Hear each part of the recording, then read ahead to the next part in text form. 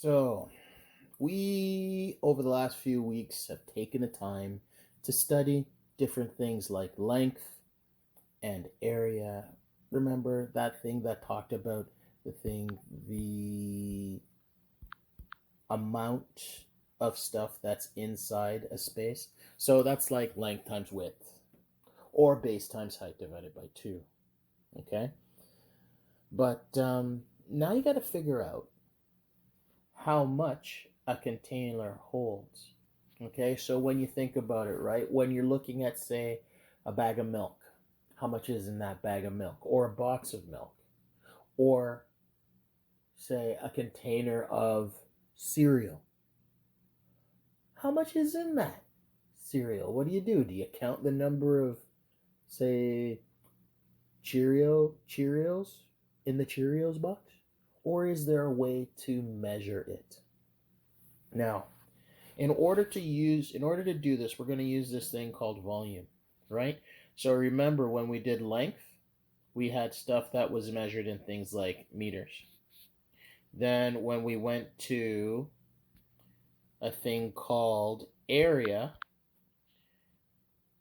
we had stuff that was measured in things like meters squared. So now we're going to go and take a look at a thing called volume. And we'll talk about that.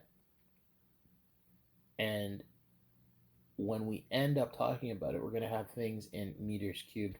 Because if you think about it, volume has a thing called a length, a width, and a height. Now, when you look at volume, volume can be used to study amounts of liquids, gases, or solids. So, how much stuff fits inside that box or that shape. Okay, so you've had those problems where your teacher would give you like a can full of marbles, and you would use that can full of marbles for some form of, I guess you would call it competition to see who could guess the best amount. But we can, instead of guessing it, you and we're going to go and make it so that we understand where all this information comes from. Okay, now let's talk about getting to understand our units. All right. So part A is filling it up, getting to know your units. So when we talk about different types of units, the different types of units that we're going to use are things like the liter, and its symbol in mathematics or in the real world is like the liter. So when you talk about gas, you're always talking about the liter of gas. When you're in Canada, you'll talk about a different kind of volume. When you are in America, it's called gallons. Now, when we talk about a thing called a millimeter, this means milli means 1,000th. So it takes 1,000 if I have the word millimeter here, right? Millimeter, milli means 1,000th of a liter. So it takes 1,000 liters, 1,000 milliliters to make 1 liter. So let's go over that and take down this basic note that I want you to remember. All right, so here's what I want you to remember. Like I said, milli means 1,000. So it takes literally 1,000 milliliters to make 1 liter. Now, today, I'm giving you some basic ideas for different sizes of stuff that you can use in your house. So, for example, let's take a look at this. I want you to make sure that you copy this down and have this kind of sitting around, because we're going to refer to this chart for today's lesson and today's work, right? Then Monday we'll go into full out volume work with a final assignment for you to complete for the end of the week. All right, so the first thing I want you to remember is this. 1 liter is 1,000 milliliters, right? 1 teaspoon, they say, is equal to 5 milliliters. So if you take a look at that, take a look at the amount of water that's held inside a teaspoon, you'll notice that it's about 3 times that of a tablespoon. So that's how we got 15 milliliters. And when you talk about a measuring cup, this was very painful for me because I had to actually try this out and see how many teaspoons could actually fit into a big measuring cup that you would find in your kitchen. And it turns out that it takes 50 of these teeny tiny teaspoons to fill up about 1 cup of water. So based on that, we're going to use mathematics in terms of millimeters, as you can see here. We're going to use these things to help us find out the equivalence in teaspoons or cartons or cups of things. Okay? And we'll use this to figure out how many of one is in the other.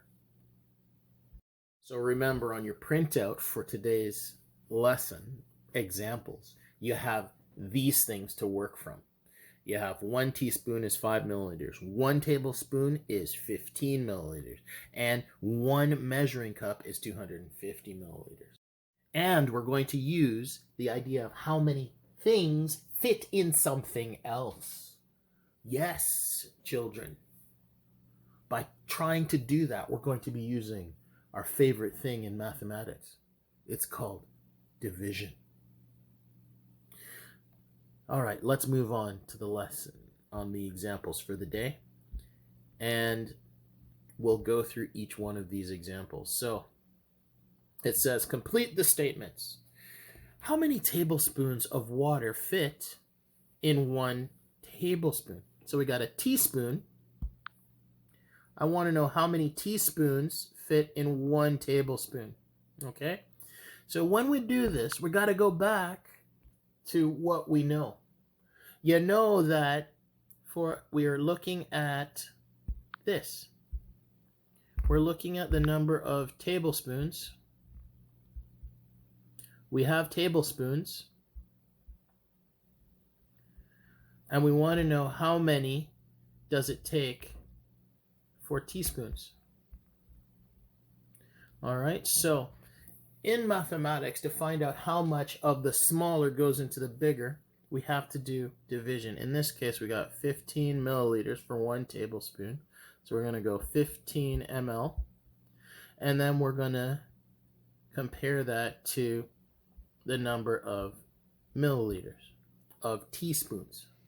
And in order to find out how many of those fit in there, you could either look at it and say, okay, I'd have to use 3 of the teaspoons to fit in there, or you could use the concept of, yes, division.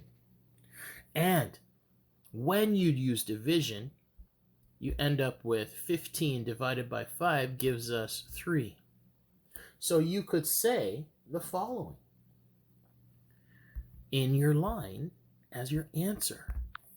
There are 3 teaspoons in a tablespoon.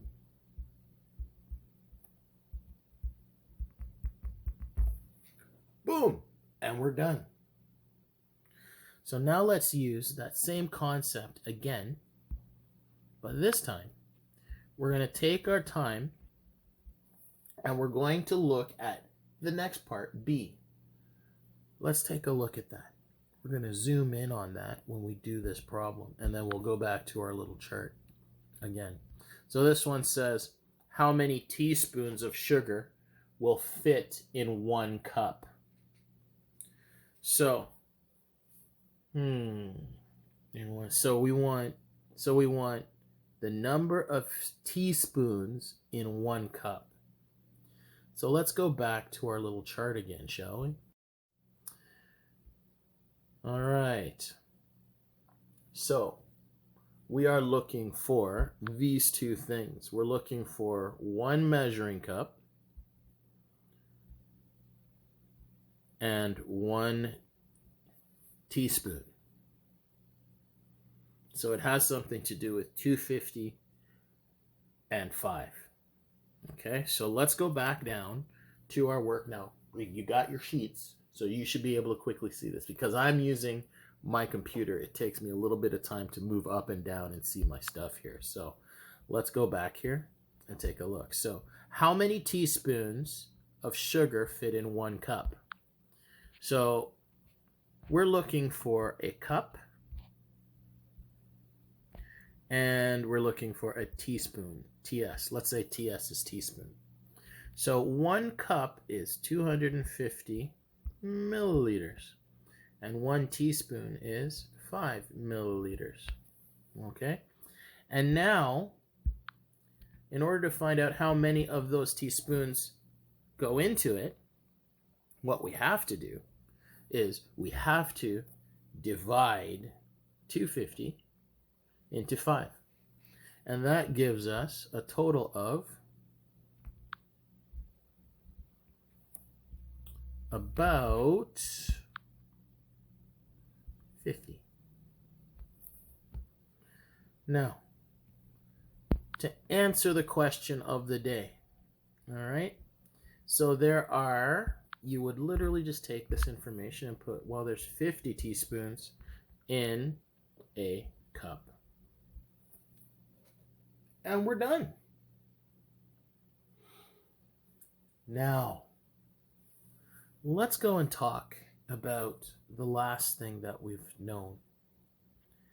We're going to talk about this thing called a liter. So this thing says, the last part says, how many teaspoons of milk are there in a 1 liter carton? So when you talk about a 1 liter carton, you know the following. Just going to move this over so that we can see it, shrink it a little bit. All right, so you know that 1 liter, so 1 liter is, we found from the chart upstairs, is 1,000 liters. And it's asking how many, so this is your carton, and it's asking how many teaspoons is in 1 liter. So this is my teaspoon again, and that's 5 milliliters. And in order to find out how much is in that, we have to take the bigger and divide by the smaller. So we got 1,000 divided by 5 milliliters, and that's equal to, well, divide that out, it's going to be 200. So you end up with 200 when you divide that out on your calculator. So that means there are 200 teaspoons in 1 carton. And we're done. We're literally doing these types of problems for the entire day. We need to understand the following. Okay? We need to remember all those 3 things that we started with at the beginning of today for today's lesson. And at the bottom of the sheet, so remember, you got to remember this. 1 liter is 1,000 milliliters. So we got to make sure everything is in milliliters in order to make our life easy.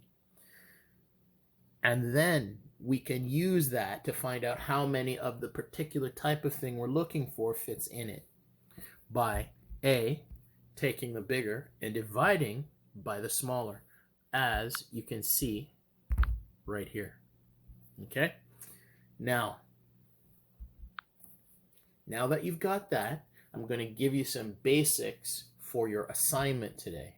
I'm giving you some more things so you can use it to convert stuff into different, to find out how many things fit in different things. So here are the things that we're going to be using today. Remember, you must change everything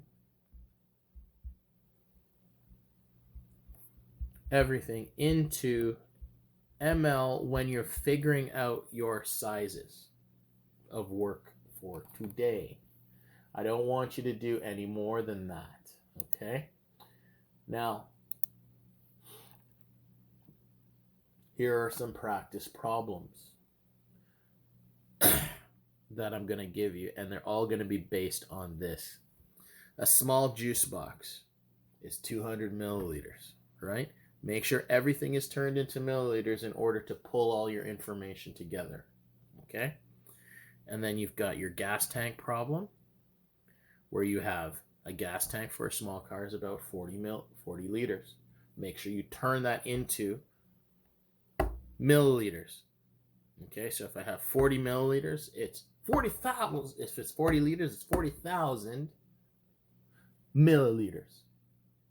Okay, so I want you to go over the problems and then go over the practice problems that I leave you. You don't have to get them perfect. You just have to do them. Okay, now you don't have to do them all. Just do what you can. Send them off to me, and I will send you responses with corrections that you need to make on your worksheet for today. That is your task for today, to try and to either succeed or fail. And I will give you some hints as how to do these things. So I'm going to put this up online. Your job is to print off the sheet or write out your solutions for each part. So remember, write out your solutions for each part and send it back to me, okay? Because it's important. I'll also make an assignment for this so it kind of shows up on your assignment page. So in case you miss it, in case you don't know how to do that, email me back. You can always email me that way as well. You can always send it back to me through Google Classroom as well. All right? Have a good day, guys.